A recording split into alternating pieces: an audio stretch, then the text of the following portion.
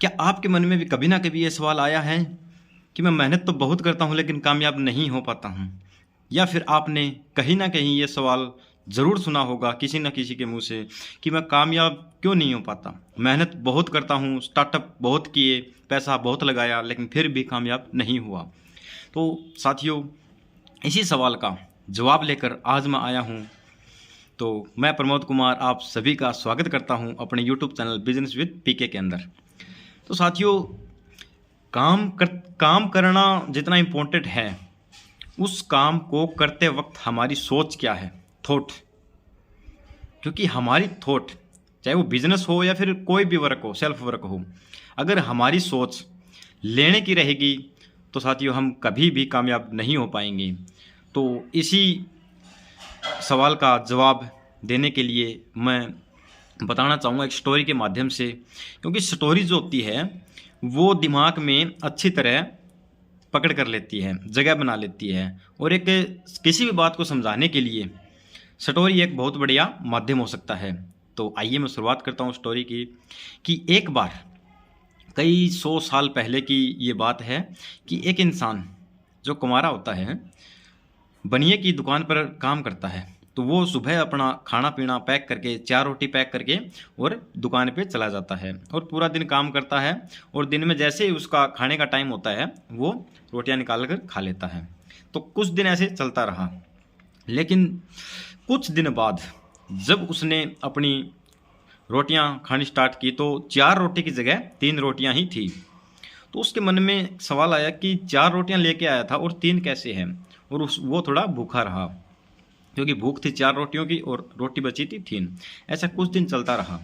फिर उसने सोचा कि ऐसे तो काम नहीं चलेगा। उसने ये पकड़ने की कोशिश की कि रोटी लेके कौन जाता है, रोटी कहाँ जाती है। तो उसने अपना इंतज़ाम किया, और जैसे ही 1:30-2 बजते हैं, एक चूहा आता है और 4 रोटियों में से एक रोटी निकाल के ले जाता है। तो वो इंसान चूहे से पूछता है कि ये चूहे, तू ऐसा क्यों कर रहा है? तेरे कारण मैं भूखा रह रहा हूँ, तू मेरे हक का खाना क्यों खा रहा है? तो चूहा बोलता है कि इस बात का जवाब मेरे पास नहीं है, लेकिन हाँ, एक इंसान तेरी इस बात का जवाब दे सकता है। वो इंसान है महात्मा बुद्ध, और वो एक पहाड़ी के ऊपर तेरे को मिलेगा। तो वो इंसान ये बात सुनकर दूसरी सुबह अपना सामान पैक करके और निकल जाता है महात्मा बुद्ध से मिलने के लिए, अपना सवाल का जवाब लेने के लिए। तो जैसे ही वो जाता है तो जंगल में जाते जाते रात हो जाती है। तो जंगल में आसपास देखने पर एक घर मिलता है उसको। उस घर में एक बुढ़िया होती है। उस बुढ़िया के पास जाके बोलता है कि माता जी, मैं ऐसे ऐसे मेरे को एक रात का बसेरा चाहिए और खाना चाहिए। तो बोलती है मैं तेरे को खाना दे दूंगी, तू कहाँ जा रहा है? बोले वो महात्मा बुद्ध के पास ऐसे ऐसे मेरे सवाल का जवाब लेने के लिए जा रहा हूँ। तो बुढ़िया बोलती है कि हाँ, मैं तेरे को रहने दूंगी, रात भर खाना भी दूंगी, लेकिन एक सवाल मेरा भी पूछ के आना। बोले ठीक है। बोली कि मेरी बेटी जवान हो चुकी है और वो गूंगी है, वो कब बोलेगी? बोला ठीक है। तो जैसे ही सुबह होती है वो निकल पड़ता है, और जैसे ही उस पहाड़ी के पास पहुंचता है तो पहाड़ी बहुत ज़्यादा ऊंची होती है, और उसके पास कोई भी ऐसा रास्ता नहीं होता जिससे वो पहाड़ी को पार कर सके। तो पहाड़ी के नीचे के जादूगर बैठा होता है। तो वो जादूगर बोलता है कि कहाँ जा रहा है तू? तो उसने बताया कि मैं ऐसे ऐसे महात्मा बुद्ध के पास जा रहा हूँ। तो बोला एक सवाल का जवाब मेरा भी लेके हाँ, मैं तेरे को पहाड़ी पार करवा दूंगा। तो बोला ठीक है। तो वो बोला कि महात्मा बुद्ध से पूछ के आना कि मैं स्वर्ग में कब जाऊंगा, क्योंकि मैं यहाँ पर 4000 साल से तपस्या कर रहा हूँ। बोला ठीक है। तो उसने पहाड़ी पार करवा दी। आगे जैसे ही पहाड़ी पर जाता है तो एक नदी गुजर रही होती है। अब उसको तैरना नहीं आता। तो नदी के किनारे एक बड़ा कछुआ बैठा होता है। वो कछुए के जाकर बोलता है कि ये कछुए, मेरे को तू नदी पार करवा, मैं ऐसे ऐसे महात्मा बुद्ध के पास एक सवाल का जवाब लेने जा रहा हूँ। तो बोला ठीक है, मैं पार करवा दूंगा, लेकिन एक सवाल मेरा भी पूछ के आना। वो बोलता है कि मैं ड्रैगन कब बनूंगा, ये महात्मा बुद्ध से पूछ के आना। बोल ठीक है। तो वो नदी पार करवा देता है, और ऐसे करके वो महात्मा बुद्ध के पास पहुँच जाता है वो इंसान। तो महात्मा बुद्ध उसको देखते ही बोलते हैं कि तेरे सवाल हैं 4, लेकिन तेरे को इजाज़त है सिर्फ 3 सवाल पूछने की। तो वो संकट में आ गया कि अब 3 सवाल कौन से पूछूं।